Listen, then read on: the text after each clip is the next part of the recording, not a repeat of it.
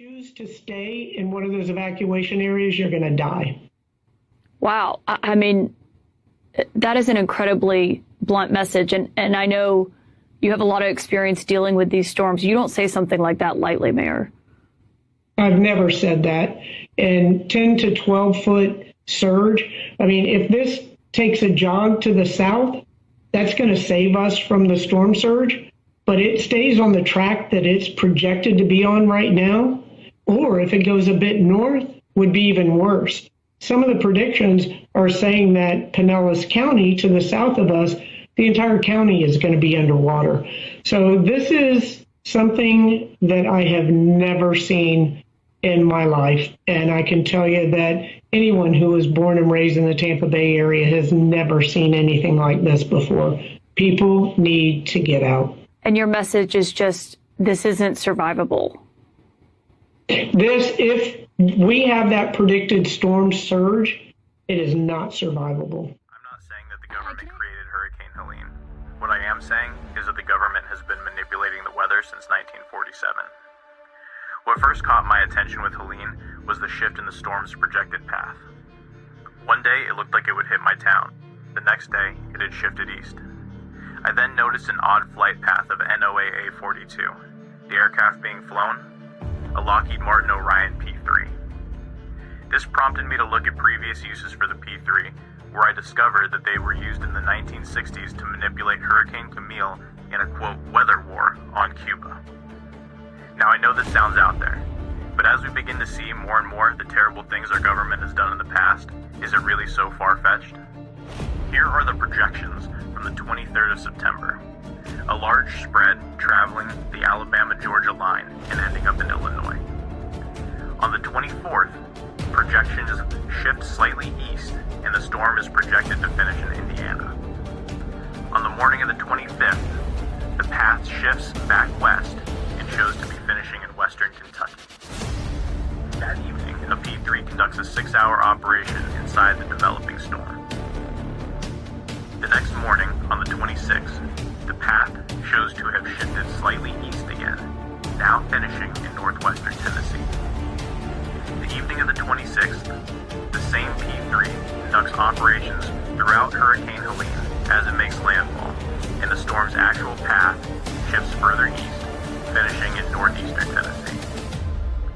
What would the government's motivations possibly be to modify a storm? That I don't know, but I do believe that if we can maintain our republic long enough, time will eventually tell. There has been a noticeable shift in the forecast track. Forecasters say this storm could be one of the strongest ever to hit the Tampa Bay region. Phoenix is now a Category 5 hurricane. It is a historic storm and unfortunately making a beeline right now for our area.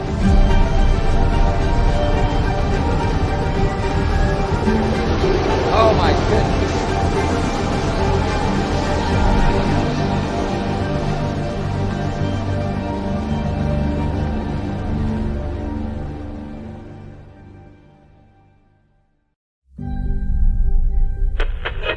And we have Category 1 Hurricane Phoenix just south of Jamaica now.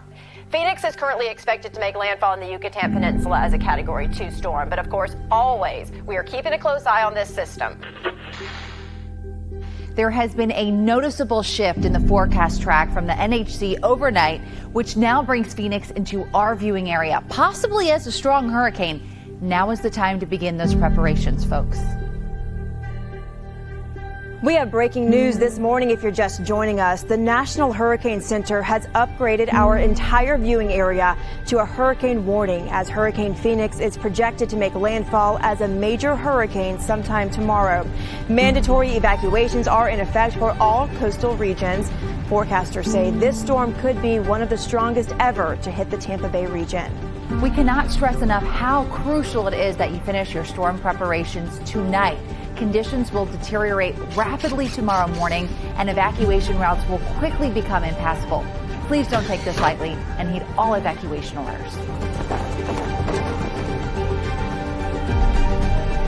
Folks, this is unfortunately the worst case scenario unfolding for the Tampa Bay area. Phoenix is now a Category 5 hurricane with maximum sustained winds at 160 miles an hour.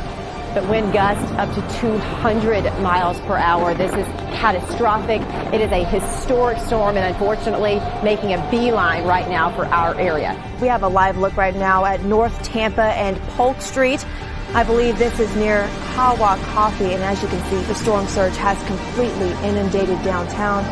Law enforcement now is reporting that all bridges have been cut off by storm surge. We're looking at up to 20 feet of storm surge in some spots. We're trapped on the third floor of the Tampa General Hospital parking garage, and the storm surge is up to the second floor of the hospital. St. Petersburg is essentially an island right now.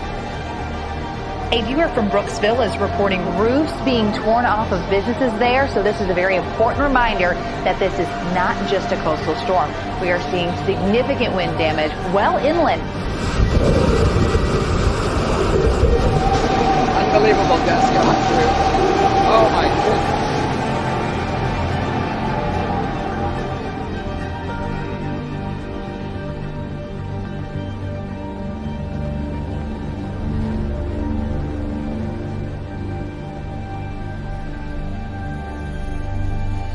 The damage this morning is unimaginable. The beaches are essentially gone.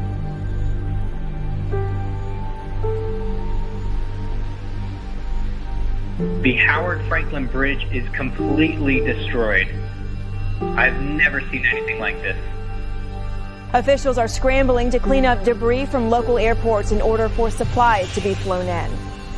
We are getting reports from Homosassa of residents trapped by downed trees. There's not a single business that we've driven by that doesn't have significant damage. Tampa General Hospital has told us that they are unable to receive any patients after the hospital suffered significant damage from wind and storm surge. The level of destruction out here is indescribable. It's going to be a very long road to recovery for the Tampa Bay area.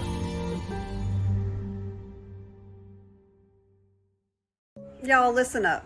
Tell me why there's a website that talks about this hurricane and that it's already happened. Listen to this. It was an extremely powerful Category 5 hurricane that caused widespread damage across its path in October 24.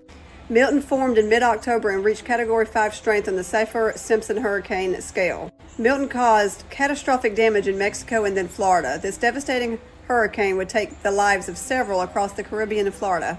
Now, if you go try to look up this web page, it is gone. They've deleted it. Also, if you look up this place right here, which is located there, you'll find some interesting things about Israel. Not only that, but this guy right here that we know so well is building a 15-minute city there.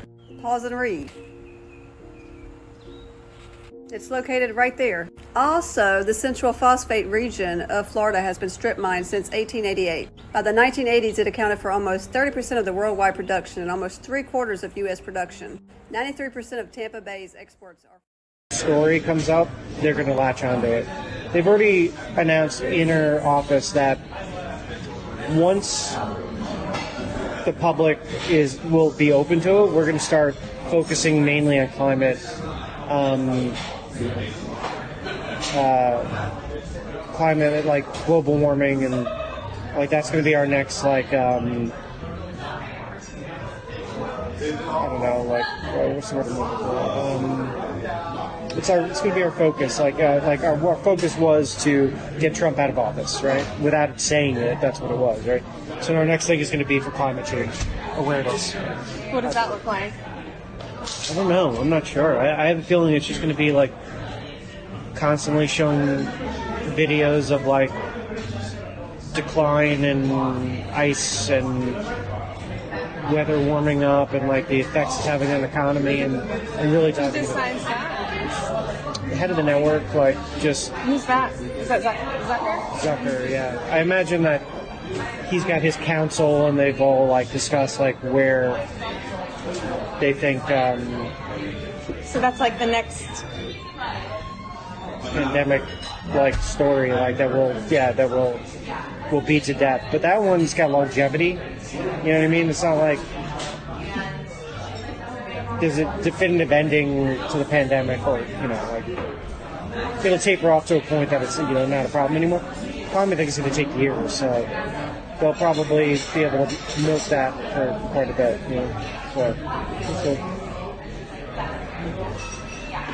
So, climate change overload. Be prepared. It's coming. Stories like right now, we had an inside track right now where 2 stories are going to be pushed.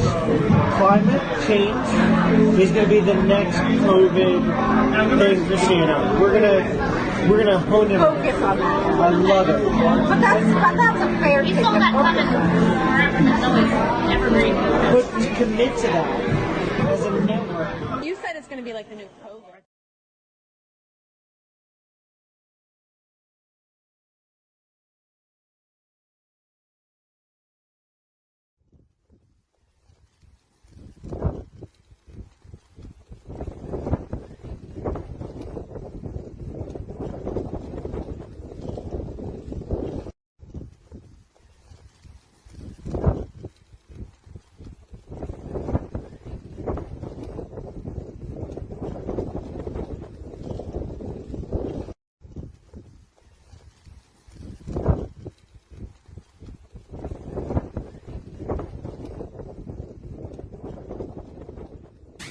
Now to the wildfires burning across Wyoming. Authorities report the Elk Fire northwest of Dayton has grown to nearly 50,000 acres in size with 0% containment. A community meeting took place Wednesday evening to discuss the current fire risks and closures and what can be expected in the coming days. Evacuations remain in place. The closed area is north of the Red Grade Road to Highway 26, north to Highway 14, and east of the border of the Medicine Wheel Ranger District and the Tongue Ranger District of the U.S. Forest Service. More than 200 personnel are currently battling the fire on the ground and in the air. Senator John Barrasso is showing support for those impacted by the fire in Sheridan County. In a statement, the senator said, "My prayers are with all those affected by the unprecedented Elk Fire in northern Wyoming. It's vital that residents of Sheridan County and the surrounding areas follow the local evacuation guidelines. I encourage everyone to monitor the Sheridan County website for emergency updates and information on helpful resources." He continued by saying, "My office is working with the state to do everything we can to assist those on the ground in relief efforts. Thank you to all our brave firefighters in Wyoming who risk their lives to keep us safe and protect our homes and..." If you haven't heard, Wyoming's on fire. And what's interesting is the majority of it is on the eastern side of Wyoming. Now, just for reference, the yellow part of this map is federally owned land, and the white part is privately owned. These major fires are all in the privately owned sectors. Now, what does this mean? So a recent discovery claims that there is approximately 2.34 billion metric tons of rare earth minerals near Wheatland, Wyoming, which is on fire. Now, with this supply of rare earth minerals, we would be the leading holder in the entire world. Now, where is Wheatland? Right there in the southeast corner of Wyoming, where the worst of the fires are. Now, this won't be an overnight transition. Many proposals still face months, if not years, before work is final. But the citizens of Wyoming are poised to fight long and hard against these mines. Now, what started these wildfires? So a wet or an area with an abundance of fuels just so happened to get hit by lightning and ignited the fuel. And the state's notoriously strong winds are driving the flames, making it even worse. Sounds kind of like the perfect storm. So I don't know, people, you can put 2 and 2 together here. We have a location that could be the leading source of rare earth minerals in a certain part of Wyoming that a lot of people are against mining, and now they're being told to evacuate. I can't say much more, but look into this. I think it will shock you.